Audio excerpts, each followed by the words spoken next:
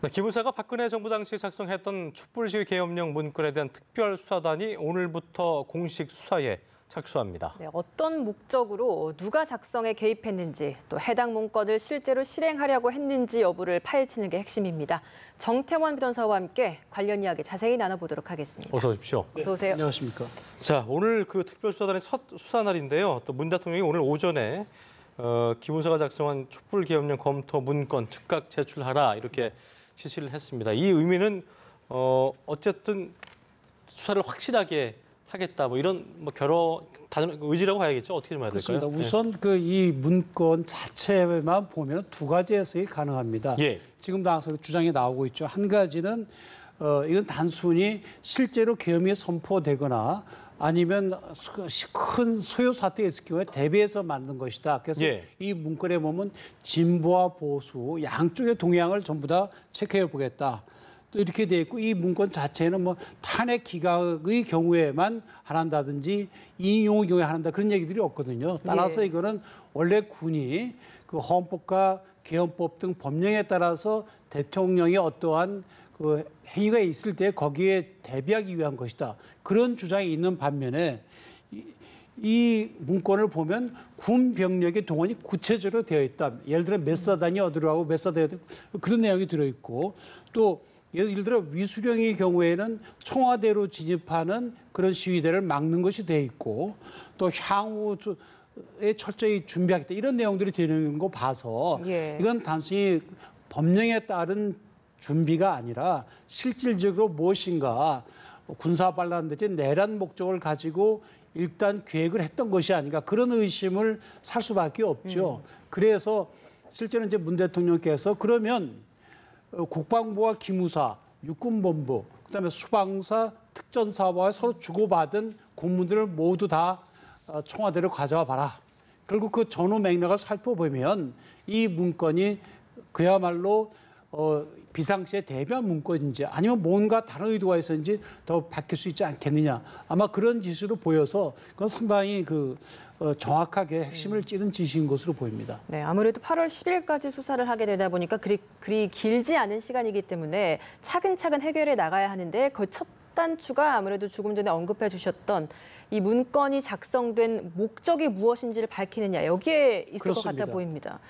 그래서 결국 이 문건이 그야말로 그 비상시국에 대비한 그런 문건이냐 아니면 실제로 뭔가 실행을 하려고 했는데 실행을 못한 문건이냐 거기에 따라 가지고 그것이 완전히 달라지게 되죠. 네, 이게 근데 특별수사단에 의해서 문건의 실제 실행을 이게 문건이라는 걸 말씀하신 것처럼 실제 실행에 염두를 뒀다는 것이 증명된다면 이후 상황 어떻게 되는 것이고 또 근데 그거를 또 실제 실행인 건지 위기 대비용인 건지 이거를 가려내는 게 쉽지는 않아 보이거든요. 어떻게 좀 그렇습니다. 보세요? 결국 이제 이 문건을 작성을 지시를 누가 했는지 예. 과연 지금 나오는 이야기는 한민구 국방부 장관이 그냥 국방부 법무관리관실과 또 기무사령관의 지시를 해서 만들어졌다 그렇게 얘기가 나오는데 예. 한민구 장관 위에 김관진 국가안보실장이나 혹시 박근혜 전 대통령이나 황교안 총리가 관여한 바가 있는지 또 보고받은 주체가 과연 한민구 장관 혼자인지 그 위에인지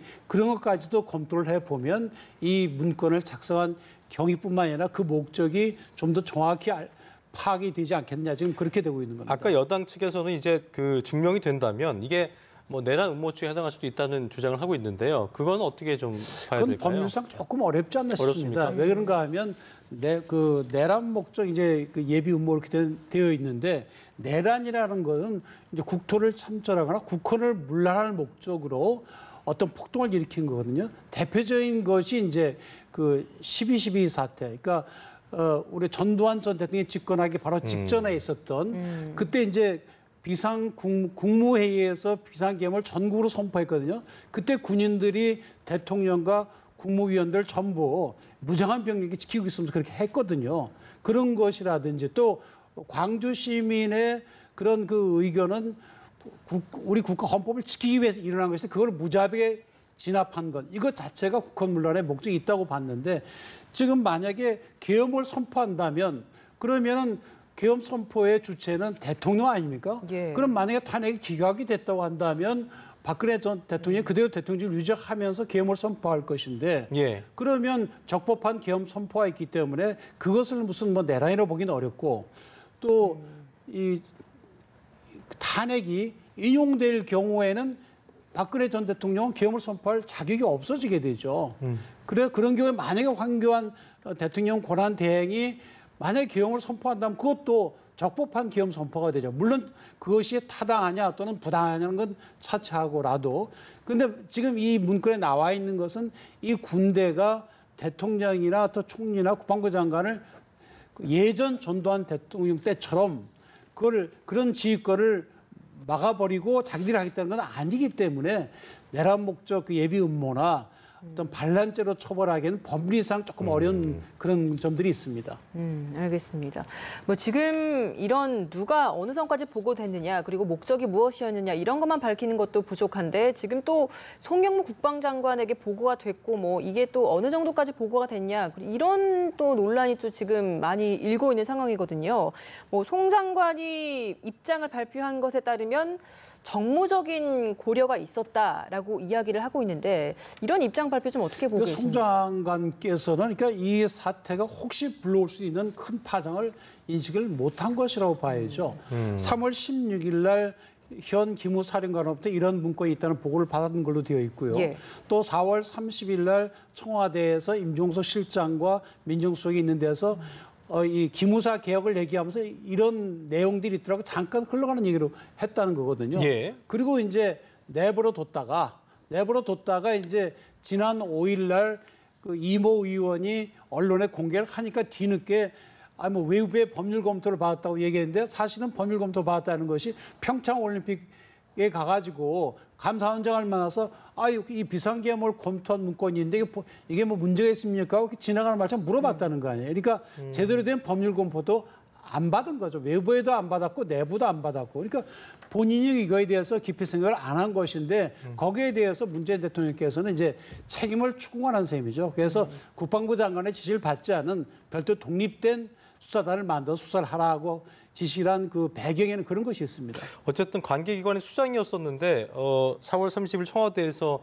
기무사 개혁 방안을 놓고 참모진과 논의를 한 당시에 인간 문건에 대한 얘기는 있었지만 어떻게 보면 깊이 논의는 안 했던 건데 그렇습니다. 말씀하신 것처럼 문건의 파장이 이렇게까지 일어날 거라 생각을 못했다 이렇게 해석을 해보는 수밖에 없겠네요. 지금 상황에서는요. 지금 뭐 송 장관의 변명에 의하면 그렇죠. 근데 이 문건을 자세히 보면은 아까 말씀드린 대로 두 가지 견해가 다 있을 수가 있거든요. 그래서 단순히 그냥 뭐 계엄 선포 시에 대비해서 이렇게 만들었다. 그러면 그건 뭐 아무것도 아니죠. 당연히 뭐 계엄이 선포가 되면 군인이 거기에 동원이 되니까 준비를 하는 건 정상적인 거고 또 해야 되는 거겠죠. 근데 이 문건들을 내용을 이렇게 보면은 혹시 이것이 다른 의도가 있는 것이 아닌가 하는 그런 의심이 되는 부분들이 조금 있거든요. 그 점에서 그 순수성을 그대로 인정하기는 어렵다. 이런 비판이 나오는 거죠. 예. 일부에서. 상황이 이렇다 보니까 아무래도 이번 특조단 수사에서 송영무 국방장관에 대한 조사도 불가피하지 않냐라는 시각도 있는데 여기까지 갈 것이라고 보시는지요? 일단 이 문건을 직접 작성한 데 관여한 것으로 보이는 현 기무사 참모장을 조사를 해야 될 것이고 실제 작성에 관여한 기무사의 담당 직원들 조사를 해보고 그다음에 이제 지금 이번 3월 달에 보고가 됐는데 왜 이것이 검토가 안 됐는지에 관해서는 뭐 송 장관도 어떤 방식으로 조사는 받아야 될 걸로 보이는데 예. 송 장관은 군인이 아니기 때문에 아마 참고인으로 조사는 가능할 것이고 뭐 그럴 가능성은 별로 없죠. 만약 피의자가 된다 한다면 일반 민간 검찰에서 조사를 해야 될 걸로 보입니다. 이렇게 상황이 커지다 보니까 커질 것을 미리 예측하지 못했던 것도 있고 일종의 좀 장관으로서 책임론도 제기가 되고 있는 상황이거든요. 뭐 송 장관의 거취에 대한 이야기도 나오는데 뭐 어떻게 보고 계십니까? 아직 뭐 일단 송 장관이 이 문건에 대해서 제대로 대처를 못한 걸로는 보이는데 송 장관의 거취에 대해서는 뭐 그건 뭐 대통령께서 결정하실 거지만은 이게 왜 그런가 하면요. 사실 이 문건 자체 별거 아니라 볼 수도 있지만 우리 국민들 입장에서는 이 기무사의 전신 보안사가 정권을 탈취한 그런 역사가 있지 않습니까? 그 이전의 경우에도 기무사의 전신인 국군보안사령부 또는 방첩대, 특무대 이런 데에서 많은 정치가 관여가 있어 왔기 때문에 그야말로 그 자라보고 논란 가서 속공 보고 논란다고 혹시 이번에도 이 사람들이 어떤 군사적인 무력을 동원해서 국민들의 의지를 꺾으려고 하는 것이 아닌가 하는 이런 의심을 받는 거거든요. 예. 그래서 그 점에서 송영무 장관이 이건 별거 아니라고 생각하고 덮었다고 한다면 국민들의 그런 그 의식을 잘못 판단한 거죠. 네. 자, 오늘부터 특별수사단의 수사가 시작이 됐는데요. 어쨌든 어느 점에 좀 집중을 해서 상당히 아까 말씀하신 것처럼 누가 작성을 지시했고 이게 어떤 목적으로 검토됐느냐 이 부분일 텐데 그렇습니다. 살펴보면서 그거를 인과관계를 잘 밝혀내는 게 중요할 텐데 그게 좀 이제 어떤 식으로 좀 어느 쪽에 좀 집중이 될지 예상을 좀 해볼까요? 일단 이 문건의 내용 자체를 보면은 이제 뭐 현 상황이 이렇게 뭐 진보와 보수가 세력이 그 대결을 하고 있고 예. 뭐 향후에 뭐 더 소요가 일어날 수가 있다. 그러면서 이제 계엄은 이런 경우고 위수력은 이런 것이다 하고 법률적인 설명을 해놨습니다. 그러니까 단순히 이것만 가지고 판단하기는 어렵고 아까 말씀드린 대로 이러한 것을 검토로 지시한 사람이 누구인지 박근혜 대통령부터 시작이 되는 것인지 아니면 예. 한민국 국방부 장관부터 시작이 되는 것인지 또 나중에 이것을 보고를 받은 사람이 어디까지인지 일단 그걸 파악을 해야 될 것이고요. 또 실제로 이 문건에 따라서 실행 계획에 들어간 것이 있는지 그거에 대해서는 각 예하 부대에 대한 조사가 돼야 되겠죠. 그런 것을 종합적으로 조사가 되고 나면 이 문건에 대한 성격이 정확하게 파악이 될 걸로 보입니다. 이야기를 들어보면 사실 조사해야 할 범위가 굉장히 광범위하거든요. 그렇습니다. 하다못해 그렇죠. 뭐 지난 김관진 전 청와대 국가안보실장도 그렇고 박근혜 전 대통령까지 이게 또 올라갈 수도 있는 상황이고 한데 지금 특조단의 구성을 보면 해공군 검찰단이잖아요. 그렇습니다. 이 특조단의 이 구성만으로 이런 조사까지 다 해낼 수 있을지에 대한 의심도 있던데요. 지금 특조단은 전부 군인들이고 예. 네. 군 검찰은 군인에 대한 수사를 할 수 있고 일반 민간에 대한 수사는 크게 제한적으로 되어 있습니다. 예. 따라서 이것이 확대가 된다고 하면 특히 전직 군인들에 관해서는 아마 일반 민간 검찰 서울중앙지검의 공공형사부에서 아마 같이 협조를 해서 수사를 해야 이 전체적인 전모가 밝혀질 수 있을 걸로 보입니다. 수사가 좀 확대될 거라고 확대될 수, 그러니까 8월 10일 이후까지 좀 뭐 어떤 사안 자체가 좀 더 중대해진다면 좀 뭐 일반 검찰과 협조를 해서 공조를 해서 확대 수사가 될 수도 있다고 좀 보시는 거죠? 지금 현재로서는 쉽게 예측하기는 어려운데 여러 가지 의문점들이 있기 때문에 과연 그 한 달 내에 할 수 있을지는 여러 가지 의문이 듭니다. 특히 그렇죠. 지금 이번에 시간적으로. 특수조사단이 사실상 그 대령이 총 책임자거든요. 네. 근데 대령이 조사해야 될 사람들이 다 장군들이거든요. 실질적으로 물론 뭐 우스갯소리로 조사받는 사람보다는 조사하는 사람이 한 계급 위다 이런 것도 있지만 평생 군에 같이 있으면서 자기 상사들 어떤 사람들 또 상사의 사람들 조사하는 게 쉽지는 않습니다. 그래서 흐지부지 끝날 가능성도 있고 다만 대통령의 이런 상당한 엄한 지시가 있기 때문에 조사는 철저히 될 걸로 보이지만 그럼에도 불구하고 한 달 내에 이게 조사가 제대로 안 된다고 한다면 아마 일반 민간 검찰이 조사할 부분이 많이 늘어날 가능성이 있습니다. 네. 알겠습니다. 자, 지금까지 정태현 변호사와 함께 주요 내용 자세히 짚어봤습니다. 오늘 말씀 고맙습니다. 예.